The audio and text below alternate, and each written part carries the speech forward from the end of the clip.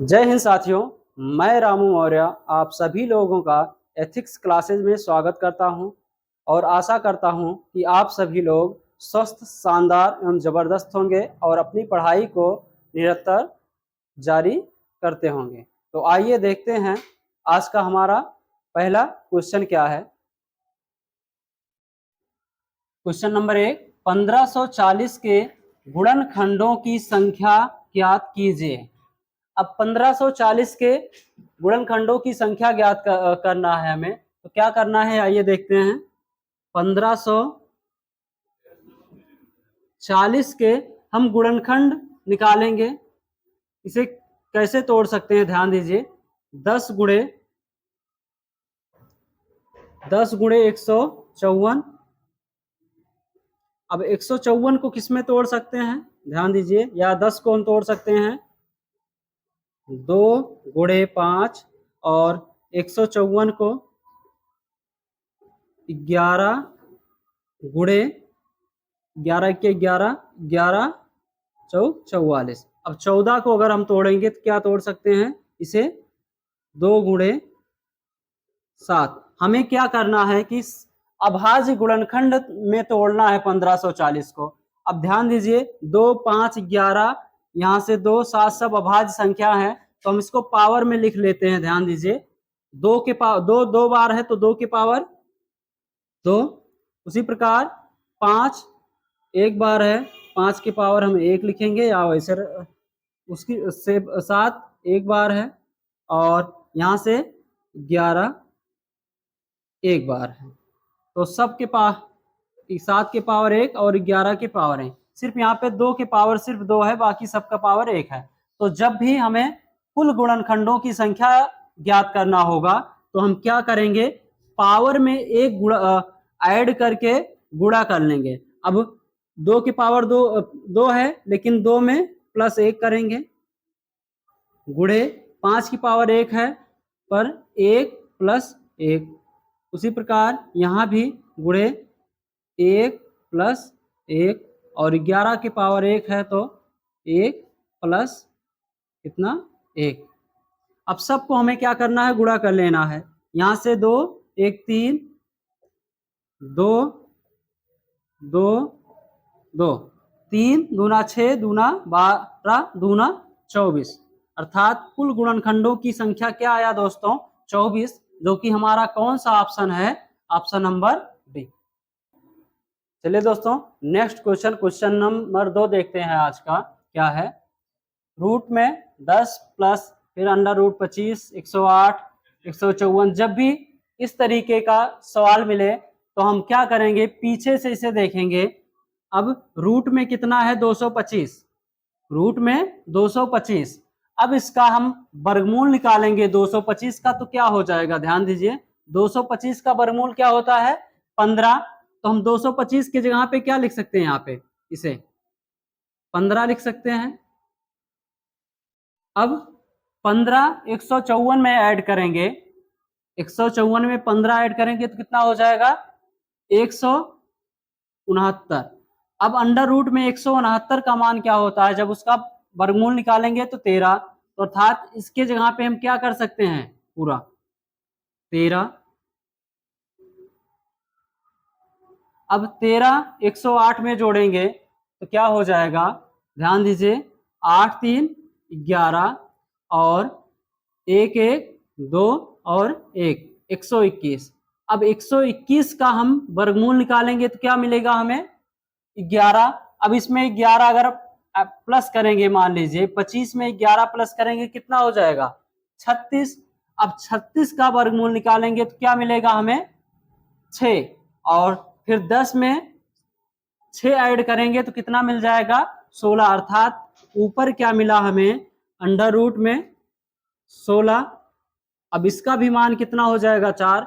लेकिन इसको सॉल्व करते हैं, ध्यान दीजिए, अंडर रूट में क्या है, 16 प्लस 19.25 और गुणे में कितना है, 4 का स्क्वायर क्या हो जाएगा, 16। अब हम क्या करेंगे, यहाँ से अंडर रूट 16 का मान क्या मिलेगा हमें, 4, और नीचे हम गुणा कर लेंगे। ध्यान दीजिए, 16 प्लस 16 पंचे 80 जीरो, 16 दूना 32, 32 में 8 जोड़ेंगे तो कितना 40, और फिर 16 नौया 144, एक सेकंड, 16 पंचे 80 जीरो, 16 दूना 32, 8 40, यहाँ पे जीरो आएगा, कैरी 8 आएगा, और 16 नौया 144, 144 में कैरी 8 जोड़ेंगे तो कितना मिलेगा 152 के 2, कैरी अभी कितना मिला है 15। अब 16 इक्के 16, 16 में 15 जोड़ेंगे कितना हो जाएगा 31। अब ध्यान दीजिए पीछे से 2 अंक पे दशमलव था तो हम पीछे से 2 अंक पे दशमलव लगा देंगे।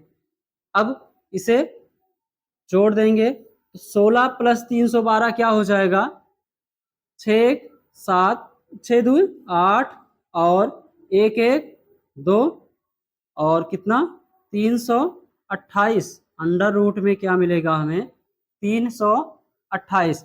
अब हम इसे कैसे सॉल्व करेंगे, ध्यान दीजिए, इसको क्या लिख सकते हैं 4, और अब इसे हम तोड़ेंगे 128 को तो हम क्या लिख सकते हैं 4 अठे 4 गुणे 4 अठे 32, और 4 दूना 8। अभी भी तोड़ सकते हैं क्या, देखिए 82 को हम क्या लिख सकते हैं,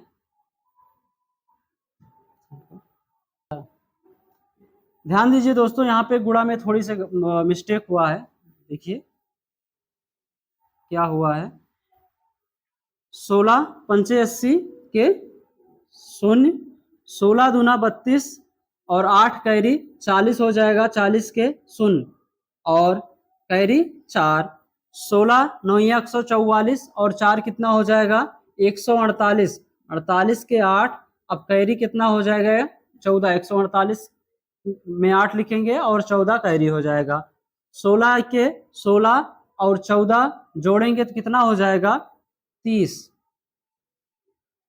तो अब हमें पीछे से 2 अंक पे दशमलव लगाना है तो यहाँ पे दशमलव लग जाएगा। अब आइए इसे जोड़ते हैं, 4 प्लस 16 इसमें जुड़ेगा कितना हो जाएगा 324, रूट में 324। अब हमें पता है कि 324 कितने का वर्गमूल है 18 का, तो 4 बटे क्या हो जाएगा यहाँ नीचे 18, हम काट देंगे 2 दूना 4, और 2 से इसे काटेंगे कितने बार में 9 बार में, तो हमारा आंसर क्या मिला दोस्तों 2 बटे 9, जो कि हमारा कौन सा ऑप्शन दिया गया है, ऑप्शन नंबर सी। चलिए दोस्तों नेक्स्ट क्वेश्चन नंबर 3 देखते हैं हम लोग आज का क्या है। एक साइकिल के अंकित मूल्य पर 20% छूट दी जाती है और उसके बाद भी विक्रेता को 20% लाभ होता है। यदि लाभ 800 रुपया है तो साइकिल का अंकित मूल्य ज्ञात कीजिए। तो लाभ दिया है हमें कितना 800 रुपये, हमें क्या निकालना है अंकित मूल्य। अब लाभ कितने का परसेंट हो 20% का हो रहा है, तो हम यहाँ से सीपी मान लेते हैं, माना सीपी कितना 100, तो यस 20% इस पे लाभ हो रहा है, तो लाभ क्या हो जाएगा, लाभ 20% है तो 100 का 20% निकालेंगे तो 20 ही होगा, तो अर्थात 20% का हमें मान क्या दिया है, लाभ यहाँ दिया है 800 रुपये, तो 800 दिया है, तो हम यहाँ से अगर विक्रय मूल्य निकालना चाहें तो क्या हो जाएगा, यहाँ से सीपी इतना है 20% लाभ हो रहा है तो एसपी क्या हो जाएगा 120। अब हमें एसपी का मान अगर निकालना है तो 1% का मान पहले निकालते हैं, 20 इक्के 20 और 20 चौक 80, अर्थात 1% का मान कितना आएगा 40 रुपया। अब हमें विक्रय मूल्य अगर निकालना है तो कितने 120% का मान निकालना होगा, तो एसपी बराबर क्या हो जाएगा 120 गुणे 1% का मान कितना है 40, तो गुणा कर देते हैं, 12 को 4 से गुणा करेंगे, 12 चौक 48 00, अर्थात विक्रय मूल्य कितना मिला हमें 4800 रुपये। लेकिन क्वेश्चन में कह रहा है, अंकित मूल्य पूछ रहा है। अब अंकित मूल्य पर 20% छूट देने के बाद 4800 रुपये में कोई वस्तु बिक रहा है, तो हमें अंकित मूल्य निकालना है। तो क्या हो जाएगा, एमपी कह रहा है एमपी पे 20% छूट दिया जा रहा है, तो कितने परसेंट में बेचा जाएगा, 80%। अर्थात अंकित मूल्य का 80% बराबर क्या हो जाएगा, विक्रय मूल्य 4800। अब हमें अंकित मूल्य निकालना है, तो निकाल लीजिए। 1 0 से 1 0 कटा, 8 से काट देंगे, 8 छक्के 48, 600। यहाँ से एमपी बराबर क्या हो जाएगा, 600 गुणे 10 कितना हो जाएगा, 6000 रुपया। अर्थात हमारा अंकित मूल्य कितना मिला दोस्तों, 6000 रुपया, जो कि ऑप्शन नंबर कौन सा है हमारा, डी। चलिए दोस्तों नेक्स्ट क्वेश्चन देखते हैं। आज का क्वेश्चन नंबर 4, बेलनाकार आकार के एक बर्तन का व्यास 14 सेंटीमीटर और ऊंचाई 25 सेंटीमीटर है, उसका कुल पृष्ठीय क्षेत्रफल ज्ञात कीजिए। पाई का मान दिया गया है 22/7 का प्रयोग करें। अब हमें बेलनाकार बर्तन का कुल पृष्ठीय क्षेत्रफल निकालना है, तो उसका सूत्र क्या होता है, बेलन का कुल पृष्ठीय क्षेत्रफल का सूत्र होता है 2 पाई आर एच प्लस आर, अर्थात 2 पाई आर ब्रैकेट में एच प्लस आर। तो आइए इसी पे रख देते हैं हम क्या, 2, और पाई का मान कितना रखना है हमें, 22/7 यहाँ दिया गया है। अब आर का मान ध्यान दीजिए, यहाँ भी सेम, आर त्रिज्या कितना है, व्यास दिया है 14 सेंटीमीटर। अगर व्यास 14 सेंटीमीटर है, त्रिज्या उसका आधा होता है, तो त्रिज्या क्या हो जाएगा, 7, आर का मान 7, और एच प्लस आर है, ऊंचाई कितना दिया गया है, 25 सेंटीमीटर, प्लस त्रिज्या 7।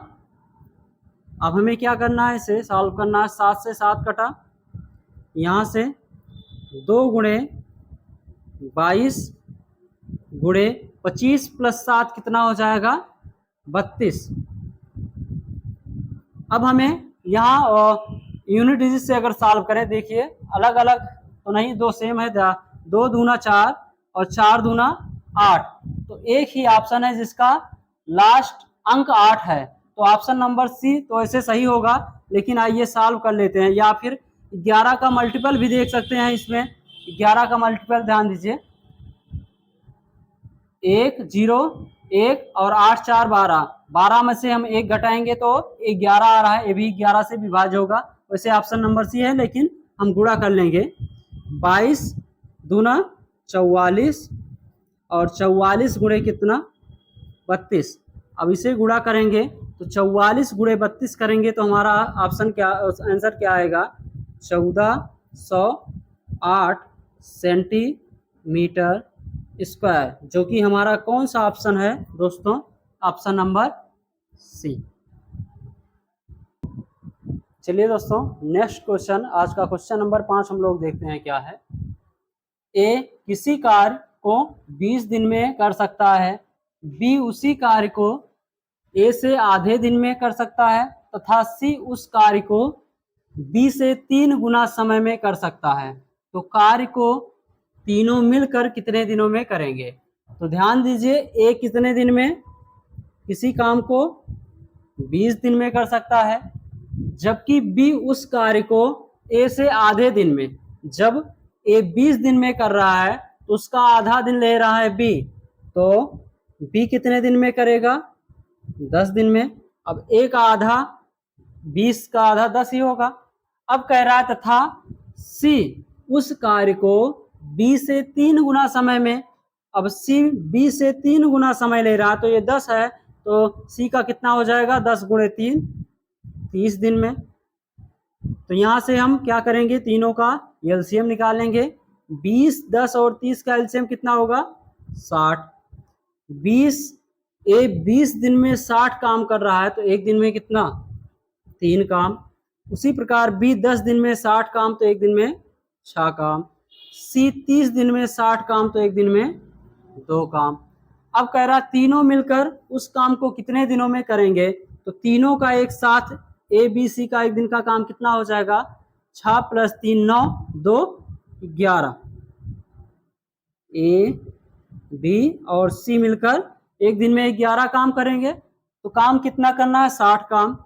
तो तीनों मिलकर 60 काम कितने दिनों में करेंगे, भाग दे देंगे, 11 पचे 55, कितना बचा, 5 बटा 11, अर्थात 5 सही 5 बटा 11 दिन में तीनों मिलकर टोटल 60 काम पूरा करेंगे। तो हमारा कौन सा ऑप्शन दिया गया है इसमें, ऑप्शन नंबर सी। आइए दोस्तों नेक्स्ट क्वेश्चन देखते हैं। आज का क्वेश्चन नंबर 6 क्या है, एक समलंब आकार के खेत का क्षेत्रफल 1720 मीटर स्क्वायर है। इसकी समानांतर भुजाओं के बीच की दूरी 40 मीटर और समानांतर भुजाओं में से एक की लंबाई 48 मीटर है। दूसरी समानांतर भुजा की लंबाई पूछ रहा है। तो समलंब का क्षेत्रफल का सूत्र क्या होता है, ध्यान दीजिए। समलंब का क्षेत्रफल का सूत्र क्या होगा, 1/2 समांतर भुजाओं का योग, समानांतर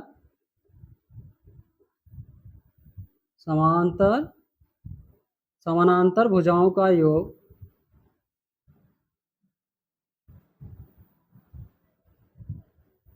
गुणे उनकी बीच की दूरी, मान लीजिए यच है, उनके बीच की दूरी।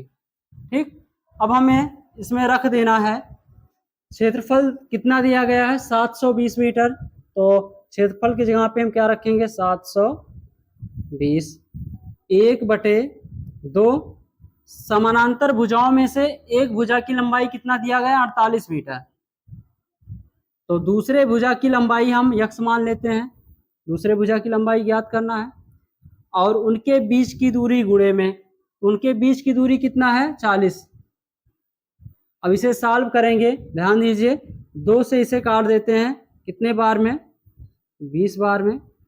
अब 20 से हम इसे भी काट सकते हैं, 1 0 से 0 कटा, और 2 इक्के 2, 2 अट्ठे 16 और 2 छक्के 12। अब यहाँ से ध्यान दीजिए, 86 बराबर 48 प्लस यक्स।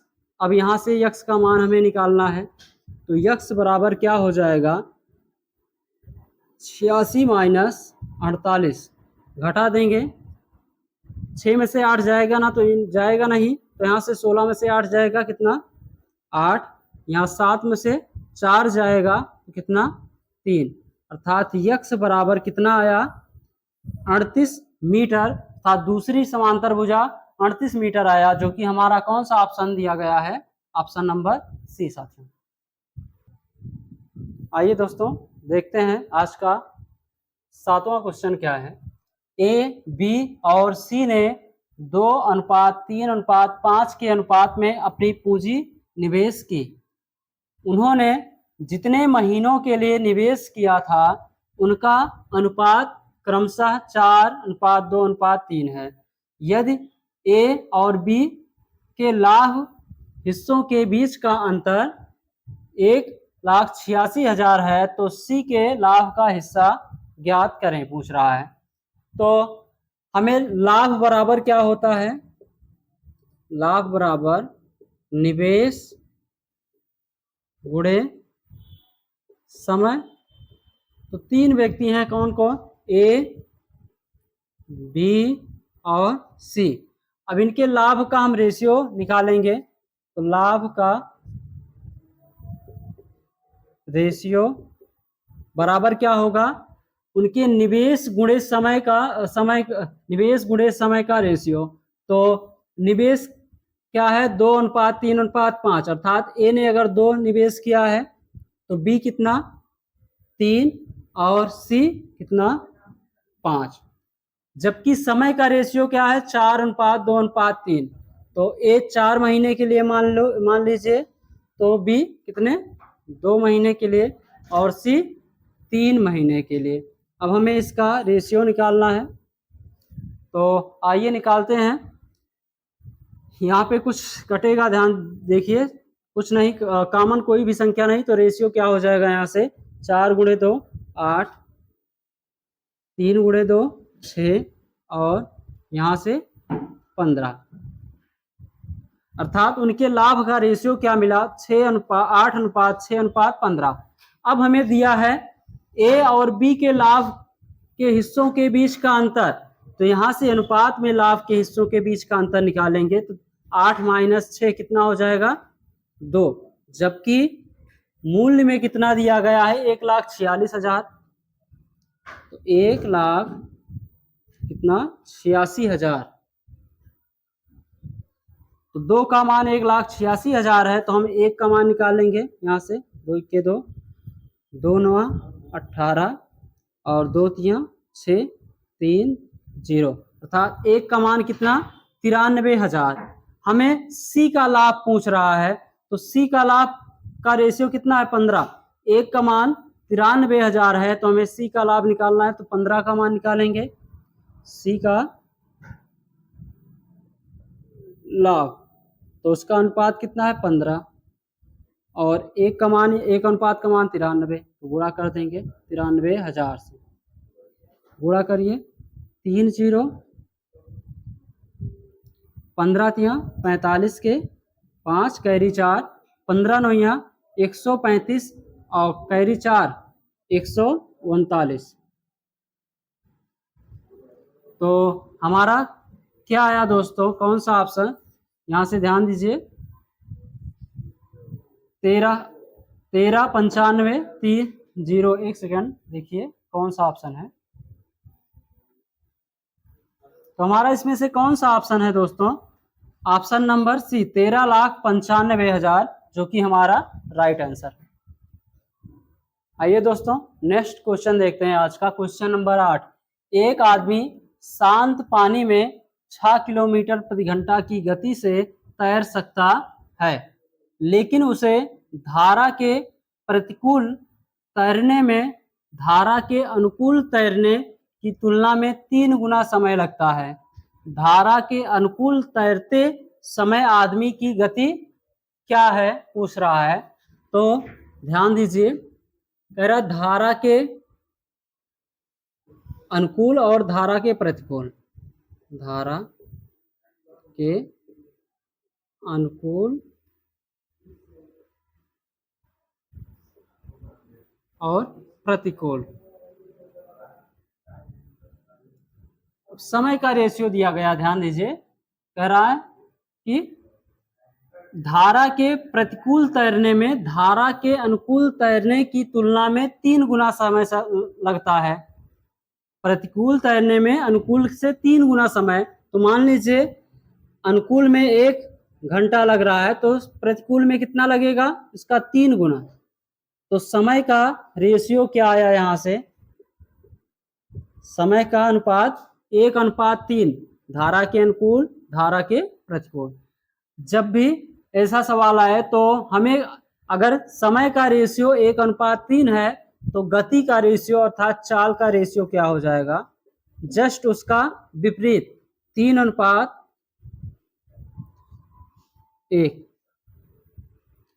अर्थात धारा के अनुकूल गति 3 किलोमीटर प्रति घंटा होगा, तो प्रतिकूल 1 किलोमीटर प्रति घंटा। अब पूछ रहा धारा के अनुकूल तैरने में आदमी की गति, जबकि हमें दिया किसका मान है, शांत जल में 6 किलोमीटर गति दिया गया है, तो हम यहां से क्या करेंगे, शांत जल में गति निकालेंगे। जब भी धारा के अनुकूल और प्रतिकूल चाल दिया गया हो, तो हम शांत जल में क्या निकालेंगे, शांत जल में गति रेशियो में क्या है, 3:1, तो दोनों को जोड़ के हमें 2 से भाग देना है, 3 + 1, 3 + 1 बटे 2, तो यहाँ से क्या मिलेगा हमें, 4/2, 2, लेकिन 2 का मान वास्तविक रूप से कितना दिया गया, 6 किलोमीटर प्रति घंटा, तो 2 का मान 6 किलोमीटर प्रति घंटा दिया गया है, तो यहाँ से 1 का मान निकालेंगे तो क्या आ जाएगा 3 किलोमीटर प्रति घंटा। अर्थात 1 का मान 3 किलोमीटर प्रति घंटा, और हमें धारा के अनुकूल कह रहा है तैरने में आदमी की गति, यहाँ से कितना है 3। 1 का मान अगर 3 किलोमीटर प्रति घंटा है तो 3 का मान क्या हो जाएगा गुणे 3 बराबर 9 किलोमीटर प्रति घंटा, जो कि हमारा कौन सा ऑप्शन है, ऑप्शन नंबर बी। साथियों एक बार फिर से इसे समझते हैं, ध्यान दीजिए। क्वेश्चन क्या है, धारा के अनुकूल धारा के प्रतिकूल, तो धारा के प्रतिकूल धारा के अनुकूल की अपेक्षा 3 गुना समय लग रहा है, तो अनुकूल में अगर 1 लगेगा तो प्रतिकूल में 3 गुना लगेगा। जब भी समय का रेशियो दिया गया हो तो चाल का रेशियो निकालना है, तो हमें क्या करेंगे उसका विपरीत कर देंगे, 3:1 हो जाएगा। अब हमें शांत जल में चाल दिया गया है, तो जब भी धारा के अनुकूल प्रतिकूल दिया हो चाल, तो हम क्या करेंगे शांत जल का निकालना हो तो दोनों का ऐड करेंगे, 3 + 1 4 बटे क्या करेंगे 2, तो यहाँ से 4/2 क्या हो जाएगा 2। अब 2 का मान रेशियो में 2 आया है, लेकिन उसका वास्तविक मान शांत जल में कितना है 6, तो 2 का मान 6 है, तो 1 का मान कितना 3 आ जाएगा। लेकिन हमें धारा के अनुकूल गति निकालना है, तो 3 का मान क्या हो जाएगा 3 × 3 9 किलोमीटर प्रति घंटा। ये आज का हमारा अंतिम क्वेश्चन था साथियों। यदि वीडियो पसंद आया है तो वीडियो को लाइक करें और वीडियो अपने दोस्तों को शेयर करते रहिए, ताकि हमें भी मोटिवेशन मिलता रहे। और जय हिंद साथियों।